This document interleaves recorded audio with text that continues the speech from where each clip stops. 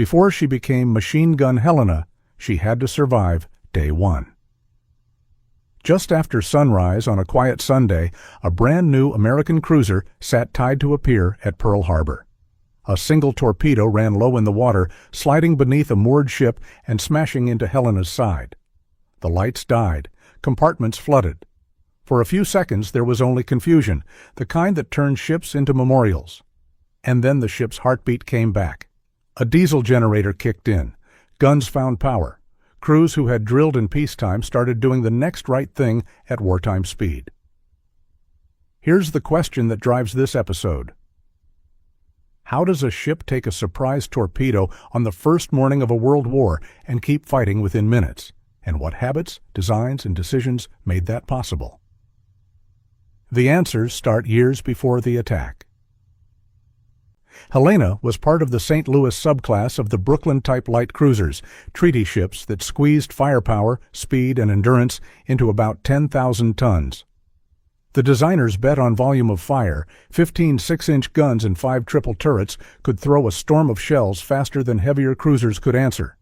They added dual-purpose 5-inch guns to fight planes or surface targets and built in enough speed, roughly 32-33 knots, to run with destroyers or dash to cover carriers. In a world limited by naval treaties and rising threats, this was America's fast-punch cruiser, win by seeing first, and shooting a lot. Helena's story begins in the New York Navy Yard. The keel went down December 9, 1936. She was launched August 28, 1938, and fully commissioned September 18, 1939, just weeks after war broke out in Europe. A peacetime crew took her south for shakedown, learning how every system breathed under strain. In early February 1940, they swung by Montevideo, Uruguay, and looked across the water at a fresh ghost. The wreck of the German pocket battleship, Admiral Graf Spee, scuttled after the Battle of the River Plate. A young Helena officer, Ensign Richard D. Sampson, photographed the wreck for an intelligence packet, a small sign that even in neutral waters, the U.S. Navy was already paying hard attention. Those months at sea forged culture. Gun crews drilled the rhythm of triple turrets, load, ram, seal, fire, repeat, until it felt automatic. Damage control teams practiced isolating flooded spaces and routing emergency power. Fire control crews trained on directors and range keepers, knowing that new radar sets were coming that would one day let them see through night and weather. The point of all that practice is simple. Under shock, people do not rise to the moment. They fall to the level of their training. Helena's training was getting sharper every week. By 1941, she had shifted to the Pacific Fleet. The days felt routine, line ahead, gunnery shoots, engineering drills, but tension kept rising. On December 7, 1941, Helena was tied up at the 1010 dock at Pearl Harbor. Outboard of her lay the old minelayer Oglala. That detail matters because when the attack began shortly before 8 a.m., a Japanese torpedo aimed from the Navy yard side ran under Oglala and detonated against Helena's starboard side. Power cables to the main and 5-inch batteries were severed. For a breath, the ship was blind. Then training took over. Within a few minutes, the forward diesel generator was online and feeding power to the mounts. Helena, freshly torpedoed, was back in the fight. Oglala, mortally damaged by the shock passing beneath her hull, would later roll and capsize along the pier. What did back in the fight look like?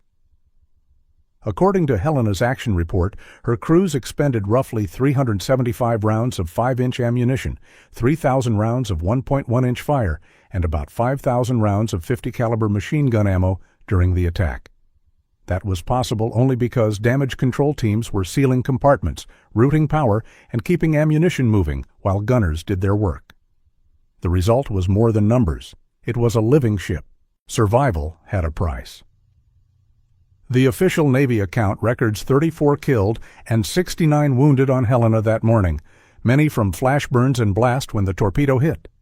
Those numbers are cold on paper. On deck, they were friends, shipmates, and, suddenly, absences. The only reason the list wasn't longer is that drills turned into decisions, and decisions turned into actions in the few minutes when it mattered most. After the smoke cleared, tugs slid the damaged cruiser into dry dock. Sailors could stand on the dock edge and look straight into the torn side, a jagged metal wound that made the new war feel very old. Repair meant more than patching holes. As 1942 unfolded, Helena received the updates that would make her a terror at night. Modern SG surface search radar, SC air search radar, and radar-guided fire control for both main and secondary batteries, along with a heavier anti-aircraft battery. The armored conning tower that blocked all-around visibility in a night fight came off. Lighter, more open bridges and better directors took its place. The ship that limped out of Pearl Harbor would return leaner, faster to react, and much harder to surprise. But tech alone doesn't pull you through the first minutes of a war. People do. So let's go back into the ship on that morning and watch what those people did. When the torpedo ripped the starboard side, compartments flooded fast. The priority list was simple and brutal. Stop the water, keep the power, feed the guns. Valve teams isolated damage boundaries. Electricians ran portable leads and cut in the forward diesel to restore power to mounts and directors. Shell handlers formed bucket brigades to keep ammunition moving when hoists stalled. Talkers kept calm voices on the sound-powered phones, no yelling, just short, clear phrases that cut through the chaos. That calm gave the gun captains the seconds they needed to aim and fire. It also gave wounded shipmates a chance to be carried to aid stations and out of smoke-filled spaces before the ship's list made ladders treacherous. The attack lasted minutes that felt like hours. When it ended, Helena was still alive. She had done what ships are built to do, take punishment and answer back. She had also learned her first hard lessons of the war. Lesson 1. Redundant power saves lives. Without that diesel, her guns would have stayed silent in the most important minutes of December 7th. Lesson 2. Damage control is combat. Wrenches, hoses, and shoring timber are as much weapons as guns when the hull is open to the sea. Lesson 3. Training is destiny. You do not invent good procedures while you're flooding. You execute the ones you practiced yesterday. Those lessons would shape everything Helena did next. Repairs moved fast because the whole Navy was moving fast. By mid-1942, Helena was back at sea, cleaner lines, better sensors, heavier AA, and headed for a new kind of fight. Blackwater melees in the Solomons, where radar would matter more than daylight optics, and where a ship that could find and fire first could write the night's outcome. At Cape Esperance and later in the brutal first night of the naval battle of Guadalcanal, Helena's rate of fire and new SG radar helped her put shells on target faster than Japanese lookouts could react. The pace was so shocking that some Japanese accounts joked the Americans had built 6-inch machine guns. The nickname stuck, but that is the Helena of Part 2. The Helena of Part 1 ends here, patched, modernized, and pointed back across the Pacific with a crew who had already faced their worst morning and kept their ship alive. Hold that first picture in your mind. A torpedo slams home, lights go out, and then a low thrum as emergency power returns and the guns begin to speak. If you want to understand how Helena became a legend in the night, start with the men who refused to let day one be the last day. Now, the question for next time. In a place the sailors called the slot, how do radar screens, doctrine, and a blistering rate of fire turn a confused nighttime collision of ships into the U.S. Navy's first clear surface victory of the campaign? And what does it cost to learn those lessons in real time? Join me in Part 2, Night School, Cape Esperance, and the Birth of Machine Gun, Helena, where we watch the technology added after Pearl Harbor meet the tactics that had to be invented on the fly. When your radar sees first, your guns speak first. It's past 11 p.m. in the Solomon Islands. The moon is down. Rain squalls drift like curtains. 2 columns of warships are feeling their way toward each other near Cape Esperance. One American, one Japanese. Only one side carries the newest surface search radar. Only one side understands what that means in the dark. Here's our question tonight. Did technology or tactics decide what happened next, and how did USS Helena help teach the U.S. Navy to fight at night? We're going to answer that by walking minute by minute through a battle that flipped the story of Guadalcanal, then set up even harder lessons to come. By October 1942, Guadalcanal was a grind. Day belonged to U.S. aircraft flying from Henderson Field. Night belonged to the Tokyo Express. Fast Japanese destroyers rushing men and shells down the slot. Every run that got through kept Japanese positions alive. Every bombardment of Henderson Field threatened U.S. air power on the island. That's why night fighting mattered. Stop the convoys, stop the bombardments, and the balance shifts. Fail, and Guadalcanal starves. Rear Admiral Norman Scott took a mixed cruiser-destroyer force out to ambush a Japanese bombardment group. Heavy cruisers, San Francisco and Salt Lake City. Light cruisers, Boise and Helena, and 5 destroyers, Fahrenholt, Duncan, Laffey, Buchanan, McCalla. Only Boise and Helena had the new SG surface search radar. Scott still flew his flag in San Francisco, which meant some of the best eyes in the task force weren't on the flagship's bridge. Facing them, Rear Admiral Aritomo Goto with 3 heavy cruisers, Ioba, Flag, Furutaka, Kinugasa, plus destroyers Fubuki and Hatsuyuki, moving to smash Henderson Field before dawn. Scott's simple plan fit the technology. Steam in single column, destroyers at the ends, search with radar across a wide arc, and if a target appears, the destroyers illuminate and launch torpedoes while the cruisers open fire fast. No waiting for detailed orders from the flagship. At 22:33, the Americans shook into battle formation. Fahrenholt, Duncan, Laffey, then the cruisers, with Buchanan and McCalla at the rear. It was inky dark. The sea horizon was gone. Just before 23:30, Helena and Salt Lake City began picking up contacts, ships coming out of the last rain squall at about 27,700 yards. The Japanese had no radar and didn't realize an American column was crossing their T, the worst position to be in. Your ships are nose on, while the enemy can bring full broadsides to bear. But inside Scott's formation, there was confusion. A misunderstood turn order had jumbled the van destroyers, and when Helena and Boise reported radar tracks, Scott briefly thought his cruisers were seeing friendly destroyers, not the enemy line. Seconds mattered. At 23:46, Helena sent the standard code asking permission to open fire. "Interrogatory, Roger?" Scott's reply, "Roger," only meant message received, not "you are cleared." On Helena's decks, they took it as a green light. Her 6-inch batteries roared first, Boise and Salt Lake City joined in. And then even San Francisco opened up as Scott realized what the radar ships already knew. The enemy was in the trap. In the first flashes, Ioba, surprised and still flashing recognition signals, was smashed across her superstructure and bridge. Goto was mortally wounded within minutes. Scott, still worried about friendly fire, ordered a ceasefire at 23:47, then, after confirming his own destroyer Fahrenholt wasn't in the line of fire, resumed shooting at 23:51. By then, Ioba was turning away under a smokescreen, and the Americans shifted to Furutaka. Hits touched off her torpedo mounts. A Buchanan torpedo punched the forward engine room. Furutaka would not see morning.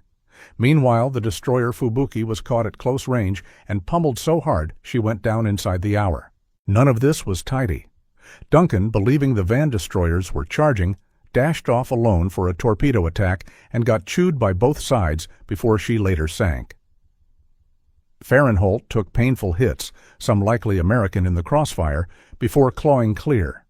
And when Boise chased the retreating Kinugasa, 2 enemy shells found her forward magazines around 0010. For a moment, Boise hovered on the edge of a catastrophic explosion. Quick flooding and luck kept her alive, but nearly 100 sailors died in the blast and the fires that followed. Salt Lake City took damaging hits too. By 00:20, the night fell quiet again. Scott did not pursue far and gathered his bruised ships. On points, the Americans had won. Furutaka and Fubuki sunk, Ioba broken, but it had been a knife fight, not a clinic. So, what actually decided Cape Esperance? Start with the radar. Helena's and Boise's SG sets gave the U.S. an invisible sightline through rain and darkness. They saw first, oriented first, and fired first. That first minute, 23:46 to 23:47, created the shock that ruined Goto's plan and leadership. The Japanese night optics were excellent, but they were still blind against radar during the approach. But radar alone doesn't explain the outcome. Doctrine and execution were messy. Scott's misunderstood turn order scrambled his van.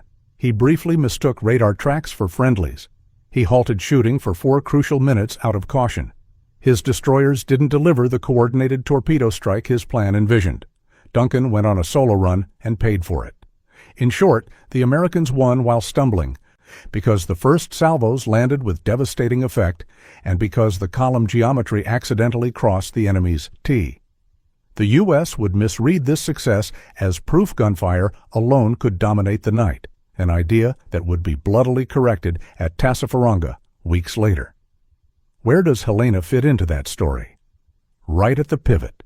Her SG radar was among the first to see the enemy out of the rain squalls. Her bridge pressed for the open fire order. Her 6-inch batteries cycled so fast that observers, friend and foe, remarked on the volume and tempo of her fire. In later Japanese commentary, Helena's gunnery inspired a backhanded compliment.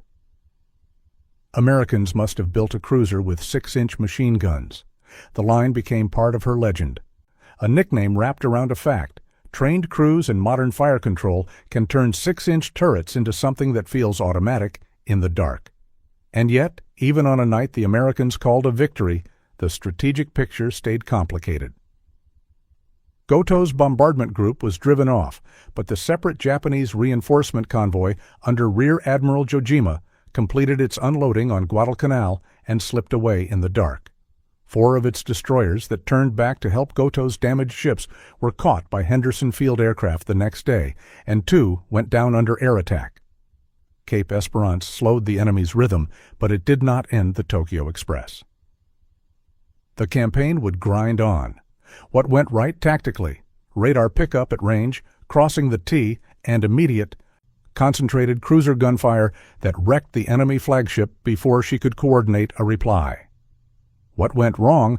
Miscommunications, that interrogatory Roger, Roger exchange, a confused column turn, friendly fire risk on Fahrenholt, a lone wolf torpedo attack by Duncan, and an aggressive chase that exposed Boise to Kinugasa's 8-inch shells and a near-magazine disaster. Those contradictions are why Cape Esperance is so instructive. It shows how a Navy still learning night doctrine could win with new sensors and raw gunnery, and how easily that lesson could be misused. So, back to our opening question, radar or doctrine? The honest answer is both, in sequence. Radar let Helena and her sisters find. Doctrine, imperfect but evolving, let them shoot. Where doctrine failed, courage and training filled the cracks. And the reputation started here, the fast-cycling 6-inch broadsides that would make sailors talk about an American cruiser armed with machine guns. Cape Esperance didn't make Helena invincible. It made her known. Before we leave the night, remember what this victory actually bought. 1 fewer bombardment of Henderson Field, 1 more day for Marines and Seabees to keep the airstrip fighting, and a signal to both navies that the Americans could win in the dark. But the sea around Guadalcanal wasn't done teaching. Next time, we step into a storm even closer and meaner. Part 3, Into the Maelstrom, the first naval battle of Guadalcanal. What happens when battleships and destroyers collide at point-blank range in rain and searchlights, when the radios jam with overlapping voices, and when every lesson from tonight is tested in the harshest way? We'll follow Helena into that knife fight and ask what it costs to learn doctrine while you're under fire. Knife fight range, battleships in the dark, no one is in perfect control. Close your eyes and listen for a second. Rain squalls, engines at 15 knots, the crackle of short-range radios, and the creak of men waiting at their guns. It's just before 1:30 a.m., 13th of November 1942. 2 columns of warships are drifting toward each other near Cape Esperance off Guadalcanal. 1 Japanese, 1 American. The Japanese plan is simple. Slip in, bombard Henderson Field to silence the Cactus Air Force, and open the way for reinforcements.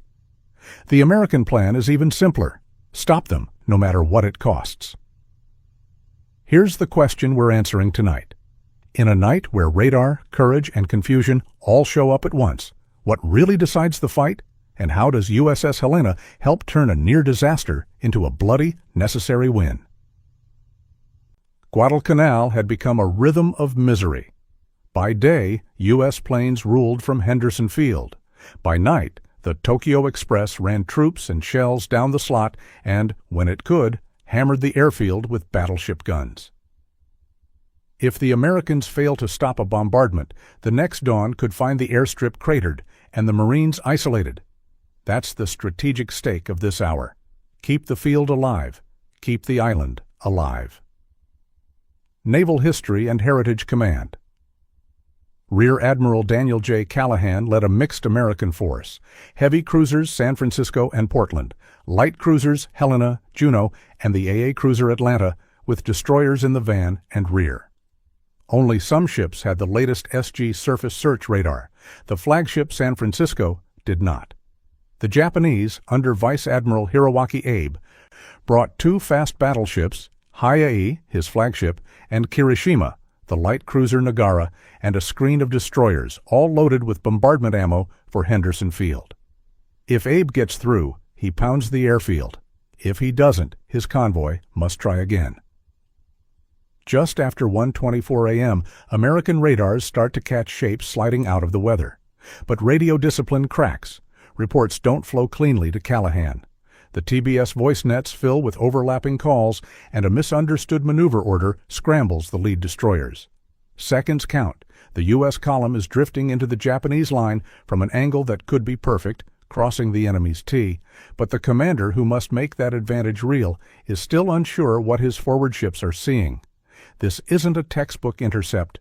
It's a collision in the dark. At 1:48 a.m., the Japanese blink on searchlights. One beam catches Atlanta at almost point-blank range, and all hell breaks loose. Gun captains fire on anything that lights up, destroyers launch and dodge, formations dissolve into a swirling barroom brawl. Callahan shouts the now famous nearly impossible order: odd ships fire to starboard, even to port, but there were no numbers assigned, and the line is already tangled. In a minute, it's a melee of silhouettes, tracers, and shock waves in the black water. Where is Helena in this storm?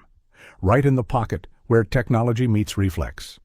Her SG radar has been seeing through the squalls. Her gunnery teams have trained to cycle those triple 6-inch turrets as if they were on a metronome. When a Japanese destroyer throws searchlights up, Helena snaps a radar solution and answers fast.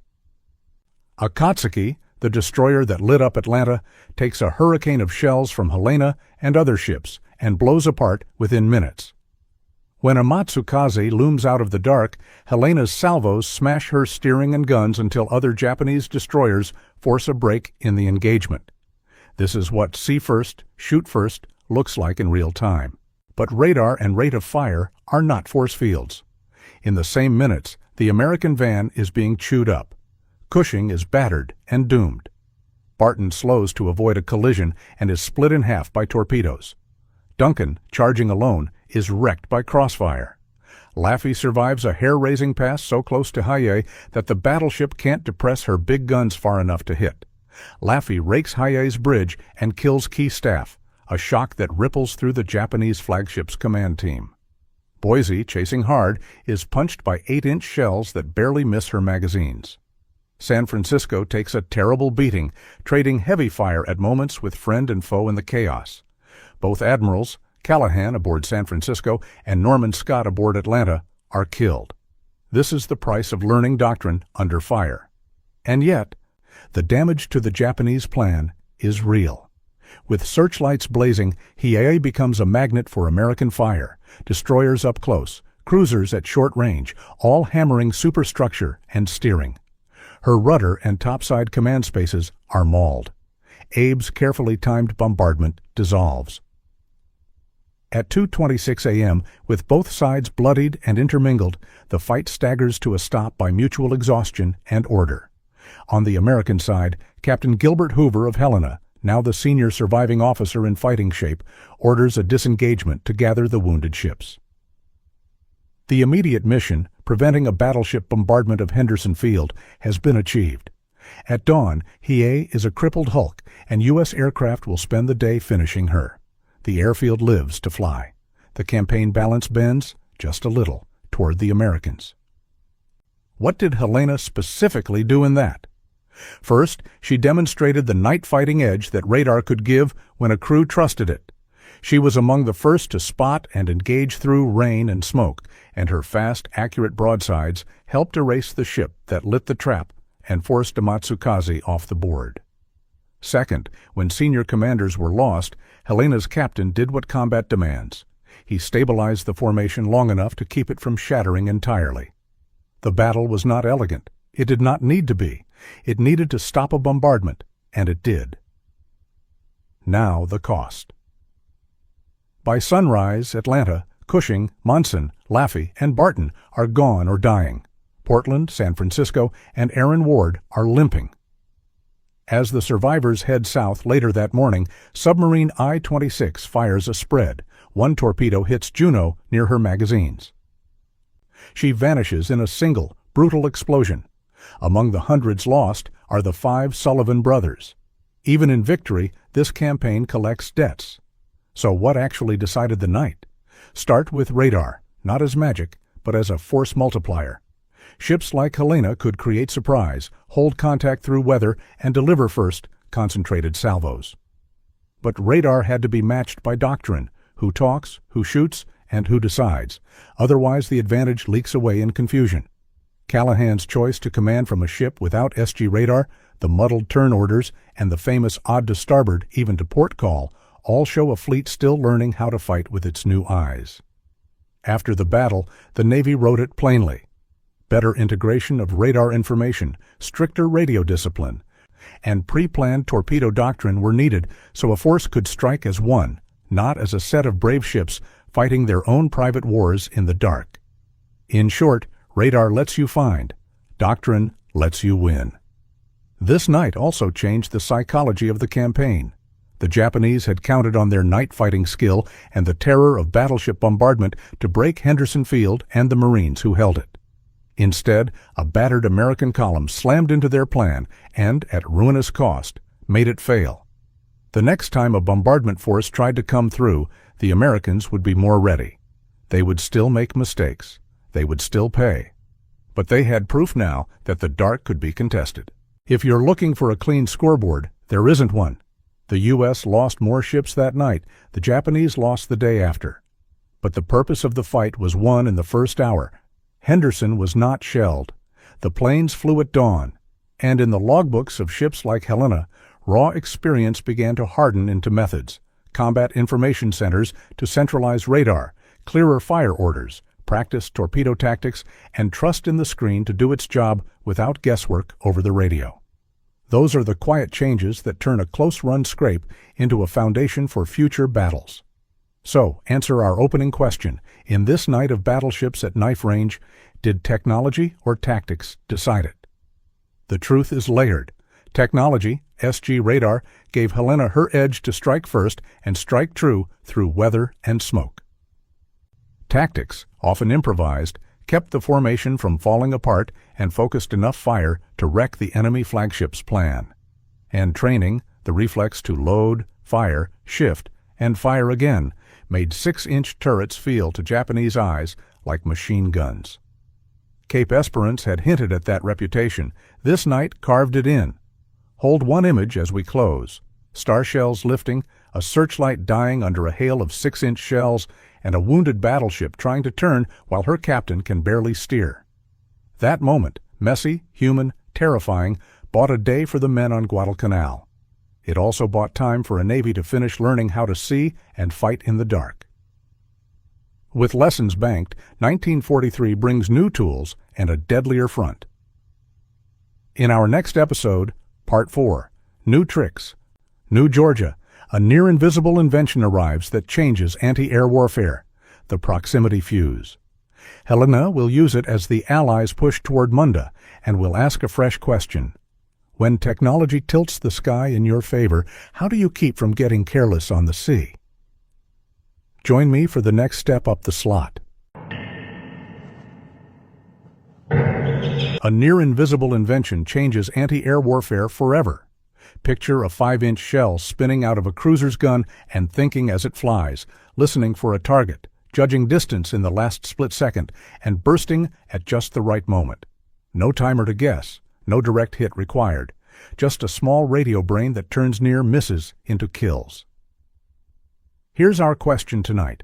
When that invention, called the VT or proximity fuse, arrived in the Solomons, did it simply make ships safer from the sky, or did it change how sailors fought on the sea as well? We'll answer that through the ship that put it to work first in combat, USS Helena. Let's make the tech simple. Before VT fuses, you had two main choices: an impact fuse, great if you actually hit the plane, which is hard, or a time fuse, which you set by best guess so the shell bursts near where the target might be. The VT fuse hit a tiny radio set and a battery inside the shell's nose. As the shell flew, it broadcast a signal. When the signal bounced back stronger, meaning a target was very close, the fuse armed and detonated the shell automatically at the most lethal distance. That multiplied your odds because you didn't have to be perfect anymore. Close was suddenly good enough. The program was so secret the Navy called it VT, for variable time to hide that it was really radio-controlled. Crews were told to throw any duds overboard so the enemy couldn't study them. Now put that into a specific place and time.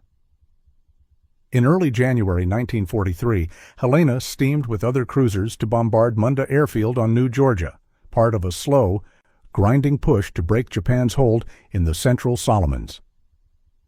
In the small hours of 5th of January, the task group shelled Munda. At mid-morning, as they recovered their seaplanes near Guadalcanal, Japanese dive bombers slashed in. Helena's 5-inch crews had a handful of the new VT-fused rounds. They fired and made history. A D-3A Val that had just screamed past became the first confirmed combat kill by a proximity-fused naval shell. In some accounts, only 2 rounds were needed. Either way, the effect on morale was electric. For the first time, sailors saw a defensive round do exactly what the scientists promised. Why does one downed bomber matter in a war of thousands? Because it proved the fuse worked in real combat, in salt air, at ship's roll, with gunners under stress. Within weeks, the Navy accelerated VT issue to more ships. You can measure the ripple 2 ways. First, in the air, fewer successful enemy bombing runs as shell bursts became deadlier. And second, in how captains allocated precious training time. If your AA batteries can now do more with less, do you keep drilling AA above all else, or do you shift hard into the night gunnery and radar tactics that win or lose the slot? Hold that thought. We'll come back to it. Meanwhile, Helena was not a lab. She was a workhorse. Through January-May 1943, she pounded Munda and Villa Stanmore and covered landings and troop movements that set the table for the New Georgia campaign. These were not headline battles. They were the nightly chores that bend a campaign: run in under darkness, batter airfields and supply points, retire before daylight air attack, repeat. Navy histories record bombardments and counter-moves at Villa in late January, and further strikes in March and May, all aimed at cracking the shield around Munda and isolating Japanese garrisons. Each run taught the same lesson: if you control the night approaches and keep enemy air worried at dawn, Henderson Field can keep flying, and the Marines and soldiers on the ground can keep pushing. The VT fuse slotted into that rhythm as a kind of quiet insurance policy. No one in Helena's crew thought it made them invincible. They'd been at Pearl Harbor and Guadalcanal and knew better. But the fuse took some luck out of the equation. It made near miss a meaningful phrase. And because it multiplied the effectiveness of each 5-inch round, it freed mental bandwidth. If your AA teams can break up an attack quicker, your bridge can think more about surface contact and maneuver instead of bracing for damage control. A small brain in a shell changed human behavior on a bridge. By the summer, the Allies' plan in the Central Solomons was clear. Under the larger umbrella of Operation Cartwheel, U.S. forces would seize Rendova to stage against Munda, then drive up the chain, interdicting the Kolombangara runs, the nightly shuttles that fed Japanese troops via Villa and barges across Kula Gulf. Rear Admiral Walden Ainsworth's cruiser-destroyer group, with Helena as a core shooter, was tasked to smash those runs, shell Vila and Barroco, and cover landings at Rice Anchorage. The mission depended on three things: radar to find, gunnery to hit, and AA to live until dark again. VT helped the third, which protected the first two. Let's pause on that balance because it's the hinge of this episode. If you're planning night operations in the slot in 1943 and your training hours are limited, where do you spend them? On AA drills, betting the sky will kill you if you ease up? Or on night gunnery and radar doctrine, betting that if you strike first and strike clean, the sky won't get its best shots? Helena's winter and spring argued for a blended answer. The VT fuse did not replace discipline, it rewarded it. Crews who kept their directors aligned and their fuses handled correctly turned a powerful tool into a decisive edge. Crews who got sloppy found that a miracle fuse couldn't fix a bad formation or a missed contact. Technology widened the margin, but human choices used that margin, or wasted it. All spring the pattern held: bombard by night, brace by day, move the line. The Allies ringed Munda closer. Airfields that woke up in the morning damaged woke up in the evening a little more damaged. Barges that tried to scuttle troops across Kula Gulf ran into cruisers and destroyers that were learning to pair SG radar with hard, fast shooting. Japanese commanders still pushed supplies down the slot, but each run was pricier. The table was set for a clash everyone could feel coming. If the Americans kept hammering Vila and screening troops ashore, a Tokyo Express strike would come through Kula Gulf to break the pressure. It did, and Helena would be in the lead. Before we turn that page, come back to the small device that opened this story. The Navy would later call the VT fuse one of the war's most important inventions, and rightly so. It was a triumph of physics and mass production packed into the nose of a 5-inch round. But the reason we're talking about it here in New Georgia in 1943 is not just because it shot down a single Val. It's because that success shored up the confidence of crews who had to make hard choices every night. It let captains believe their ships could survive dawn, which let them take the risks at midnight that a campaign demands.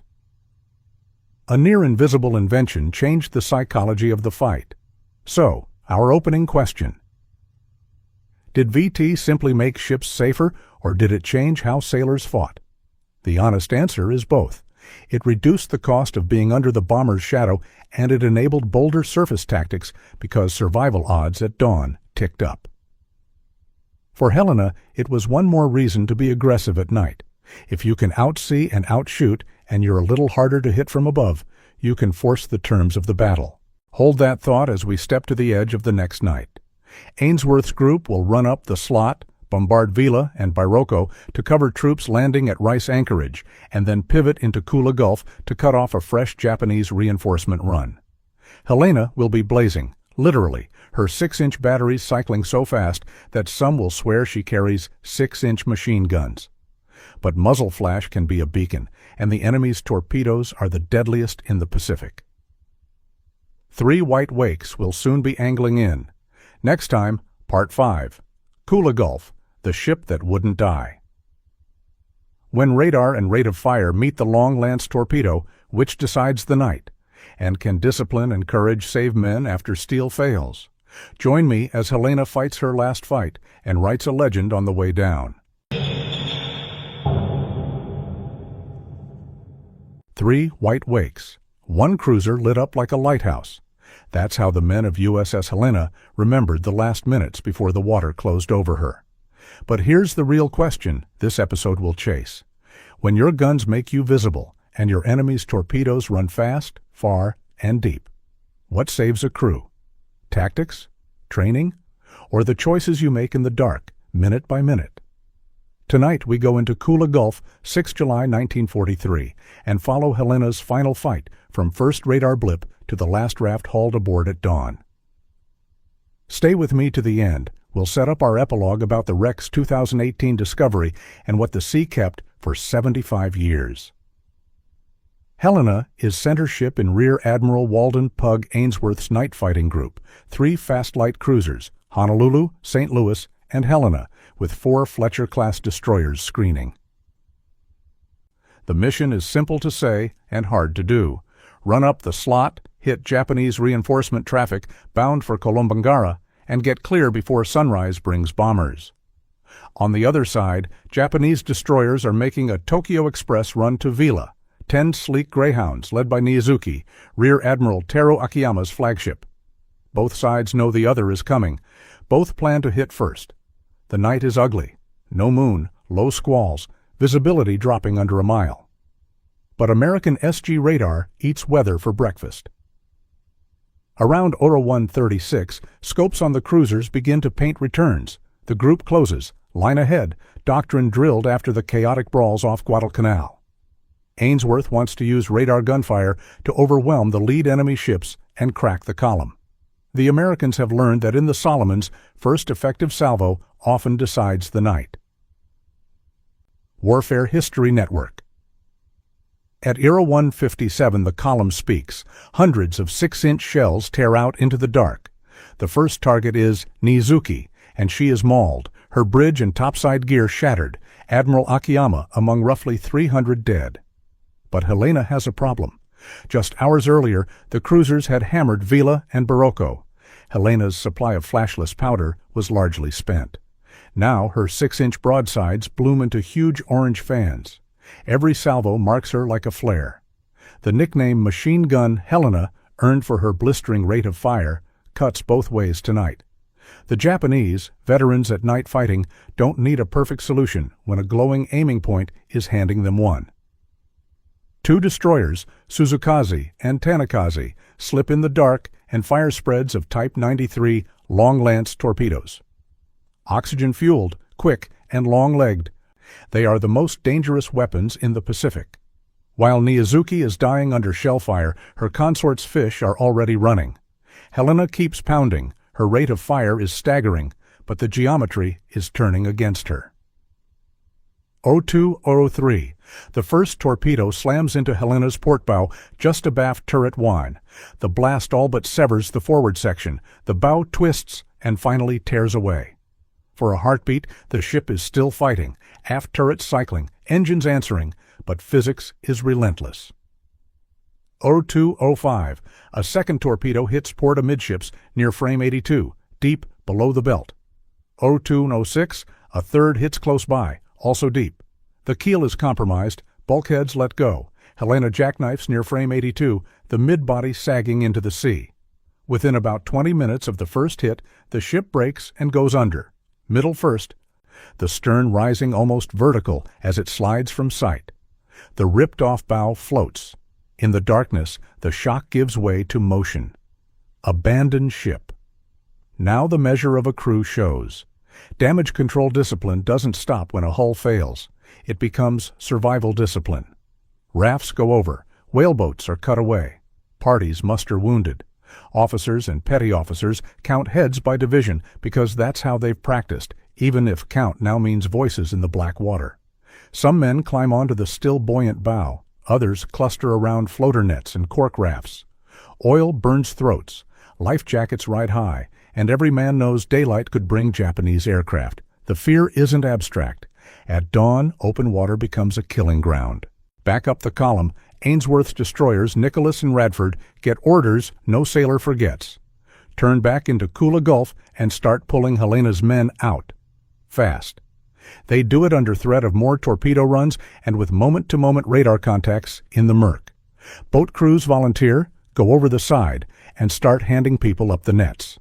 When new enemy contacts loom, the destroyers break off, drive them away with guns and bluff, then return to the rescue. By dawn, they have hundreds aboard, decks black with oil-soaked sailors, the wounded filling any space below. Photos from that morning show Radford entering Tulagi Harbor with her decks crowded with Helena's men. Those 2 Fletchers were later awarded the Presidential Unit Citation for this night's work. But not everyone could be reached before the sun came up. A third group, led by Helena's Captain Charles P. Cecil, who refused to be taken aboard while men were still adrift, forms a little convoy of 3 motor whaleboats, each towing rafts. They steer away from Japanese-held Kolombangara, aiming to clear the Gulf. Another collection of survivors rides current and wind toward Vella La Vella, the next island west. There, over 7 to 8 hour July, coast watchers and Solomon Islanders pull them across the reef, hide them from Japanese patrols, and gather them into safe groups inland. The network that had saved downed aviators all through the campaign now shelters more than 160 Helena sailors. Moving that many men off an enemy-occupied island isn't a PT boat job. The solution is bold: run a mini-armada up to Vella La Vella at night. On 15th and 16th July 1943, destroyers Nicholas and Radford, augmented by Jenkins and O'Bannon, spearhead the extraction, pushing farther up the slot than U.S. surface ships had dared to go. Higgins' boats ferry men out under blackout. They bring back 165 survivors, plus several civilians the coast watchers had been protecting, and turn south for home. The story sounds simple. It wasn't. It took nerve, navigation, and the trust built between Americans and locals who risked everything to hide strangers in their bush. Let's take stock with clear numbers and consequences. In the battle itself, Nizuki was sunk, Admiral Akiyama among roughly 300 lost. The Japanese also stranded Nagasaki, later destroyed by air attack, and they landed about 1,600 troops at Vila. The U.S. lost one light cruiser, Helena, and about 168 of her men. Strategically, the fight was a draw. Operationally, the Japanese got troops in but paid in ships. Morally, the Helena rescues became legend. Why did Helena die and yet wouldn't die in memory? Start with technology and tactics. Radar gave Ainsworth first gunfire. Doctrine let 3 cruisers mask that fire quickly. But powder choice, forced by logistics after the earlier bombardment, made Helena's silhouette a beacon. Japanese doctrine paired lookouts with long-lance torpedoes designed exactly for nights like this. Put those together and you see the hinge of the battle. Helena's advantage at finding and hitting was matched by the enemy's advantage at striking unseen from outside the gun duel. The lesson is sober. Tech is a tool. How and when you employ it, and what it costs you elsewhere, decides survival. Then add training. The way Helena's crew abandoned ship wasn't panic. It was procedure under chaos. The way Nicholas and Radford fought, broke contact, and came back to haul men aboard wasn't luck. It was practiced seamanship under a commander willing to risk his destroyers for shipmates. Those choices were recognized. The 2 Fletcher's Presidential Unit citations and Helena's own Navy Unit commendation, the first ever awarded to a U.S. ship, make that clear. Awards don't bring back the lost, but they do tell future crews what the Navy values: initiative, teamwork, and refusing to leave men behind. Finally, think about memory. The Navy named another cruiser Helena, and still another later in the Cold War. Families kept stories, and survivors stayed tied to the ships that rescued them. And the sea kept its own ledger until 2018, when Paul Allen's research vessel RV Petrel found Helena's wreck resting in New Georgia Sound at about 860 meters, roughly 2,821 feet, depth. Photos show the torn bow and the quiet midships break where the hull folded, the scars that match the war damage diagrams drawn the very month she died. The find didn't change the story. It confirmed it, and gave a place for the last roll call. So what saves a crew when the night turns? Radar helps, yes. Gunnery helps. But in Kula Gulf, it was all 3: tactics, training, and choices, fighting for minutes. Ainsworth's group hit first, but paid for Helena's visibility. Japanese torpedoes did the killing, but American destroyer men, coast watchers, and islanders did the saving. That's why Helena's story still teaches. Technology widens your margin. Discipline and courage use it. Next time, join me for our epilogue. Finding Helena, a look at the wreck discovery, what the ROVs revealed about the breakup, and how the families and the city of Helena carry the name forward. And if you want more carefully sourced World War I, World War II deep dives, subscribe. There's a lot of history left in the dark, waiting for a good light. Sources used in this episode: Naval History and Heritage Command Battle Summary, DANFS, Helena, CL-50. U.S. Navy Combat Narrative for New Georgia, Flashless Powder Detail, USNI accounts of the Kula Gulf timeline, and reporting on the 2018 wreck find.